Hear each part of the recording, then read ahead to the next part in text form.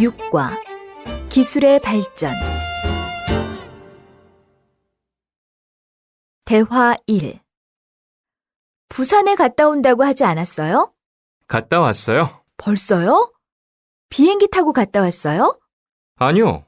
고속열차를 타고 갔는데 2시간 반밖에 안 걸리던데요. 아침에 출발해서 부산에서 일 보고 다시 돌아오니까 퇴근 시간 전이더라고요. 정말 대단하죠? 그러게요. 예전에 제가 버스 타고 갔을 때는 5시간이 넘게 걸렸는데 이렇게 빨라졌다니 세상 정말 좋아졌네요. 저도 고속열차는 처음 타봤거든요. 속도도 속도지만 시설도 괜찮더라고요. 조용하고 쾌적하고 필요한 것도 다 있고요. 저는 몰랐는데 기차 안에서 인터넷도 할 수 있더라고요. 이럴 줄 알았으면 노트북을 가지고 갈 걸 그랬어요. 요즘 인터넷 안 되는 곳이 어디 있나요? 대화 2. 시간도 남는데 영화나 한 편 볼까? 영화? 예매도 안 했는데 볼 수 있을까? 잠깐 기다려봐. 표가 있는지 볼게. 휴대전화로 알아볼 수 있어? 그럼, 그러니까 스마트폰이라고 하잖아. 언제 어디서나 원하는 것을 가능하게 하니까. 어디 보자. 3시 반에 표가 있네. 이걸로 할까? 그래. 그럼 결제는 어떻게 하는 거야? 여러 가지 방법이 있지. 신용카드로 해도 되고, 휴대전화 요금 낼 때 같이 내는 걸로 해도 되고. 자, 됐다. 예매했어. 진짜? 와, 정말 신기하다. 우리 학교 다닐 때만 해도 인터넷 예약도 없어서 영화관에 직접 가서 예매했었는데. 10년이면 강산도 변한다고 하잖아. 듣고 말하기. 1번. 두 사람이 전자책에 대해 이야기하고 있습니다.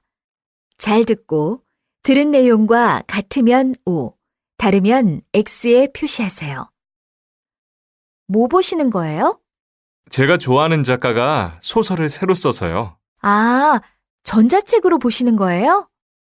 어디 좀 보여주세요. 저도 전자책 이야기는 많이 들었는데 어떤 식인지 궁금했거든요. 그냥 책하고 거의 똑같아요. 페이지 넘기는 게 이렇게 화면으로 한다는 것만 다르고요. 많은 책들이 이 작은 기계에 다 들어가다니 정말 신기하네요. 혹시 불편한 건 없어요? 익숙하지 않아서 불편하다고 하는 사람들도 있는데 전 잘 모르겠더라고요. 뭐 보시는 거예요?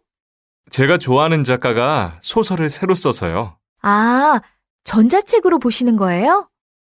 어디 좀 보여주세요. 저도 전자책 이야기는 많이 들었는데 어떤 식인지 궁금했거든요. 그냥 책하고 거의 똑같아요. 페이지 넘기는 게 이렇게 화면으로 한다는 것만 다르고요. 많은 책들이 이 작은 기계에 다 들어가다니 정말 신기하네요. 혹시 불편한 건 없어요?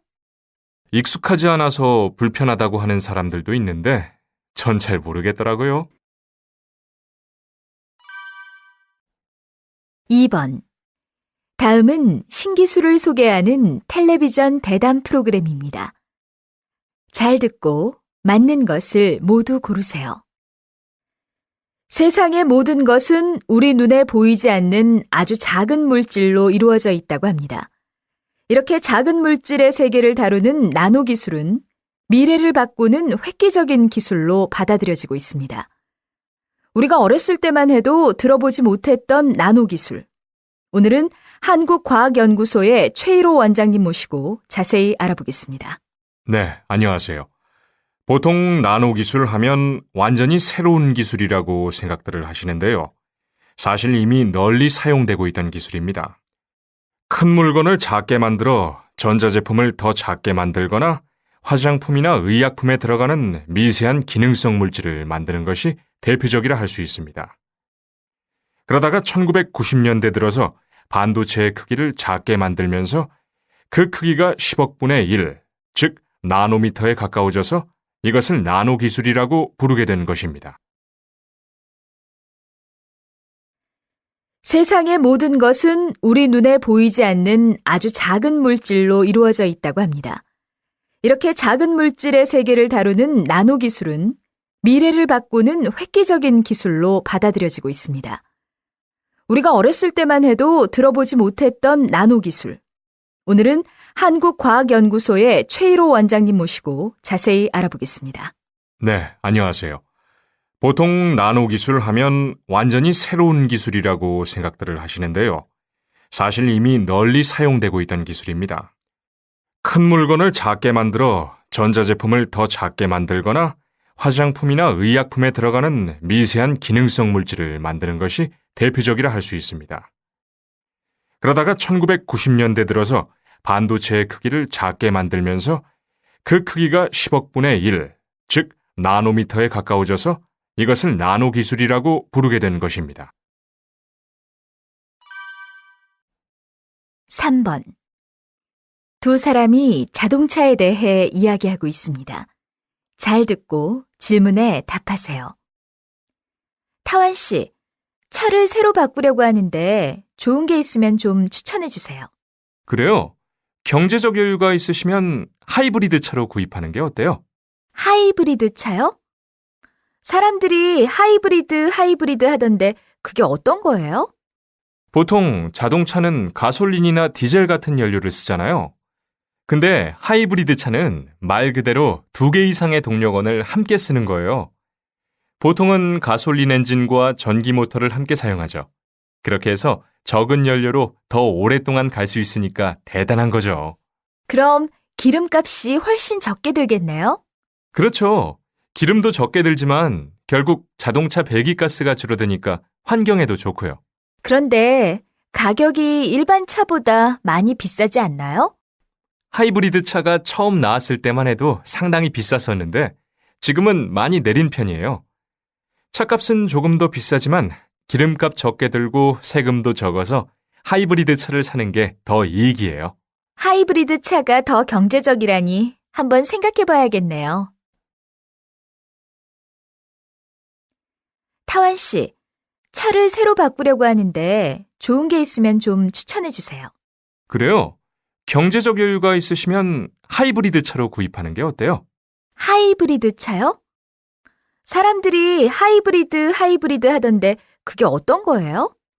보통 자동차는 가솔린이나 디젤 같은 연료를 쓰잖아요. 근데 하이브리드 차는 말 그대로 2개 이상의 동력원을 함께 쓰는 거예요. 보통은 가솔린 엔진과 전기 모터를 함께 사용하죠. 그렇게 해서 적은 연료로 더 오랫동안 갈 수 있으니까 대단한 거죠. 그럼 기름값이 훨씬 적게 들겠네요? 그렇죠. 기름도 적게 들지만 결국 자동차 배기가스가 줄어드니까 환경에도 좋고요. 그런데 가격이 일반 차보다 많이 비싸지 않나요? 하이브리드 차가 처음 나왔을 때만 해도 상당히 비쌌었는데 지금은 많이 내린 편이에요. 차값은 조금 더 비싸지만 기름값 적게 들고 세금도 적어서 하이브리드 차를 사는 게 더 이익이에요. 하이브리드 차가 더 경제적이라니 한번 생각해 봐야겠네요.